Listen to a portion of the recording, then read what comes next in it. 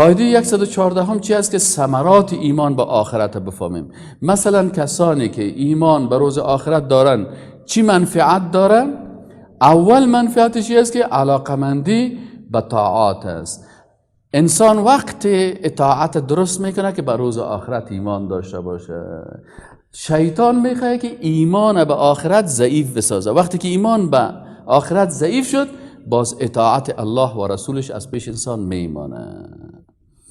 دومش حرص به طاعات است. وقتی کسی ایمان به آخرت داشته باشه، به اطاعت الله و رسول چی میباشه صلی الله علیه و سلم، ای بسیار حریص میباشه. سوم ایمان ثواب این روز، امید ثواب.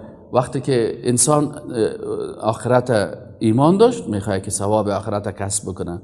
چهارم ایمان آخرت انسان میکشونه به ای که از انجام معصیت بترسه. چرا مردم ها گناه میکنن نمیترسن؟ به خاطر که به روز آخرت ایمان ندارن. پنجم چیست؟ خوف از رضایت به گناه. این حال وقتی که انسان از گناه راضی میشه، این در حقیقت کسی خوف نداره که چیست؟ که از به آخرت ایمان نداره.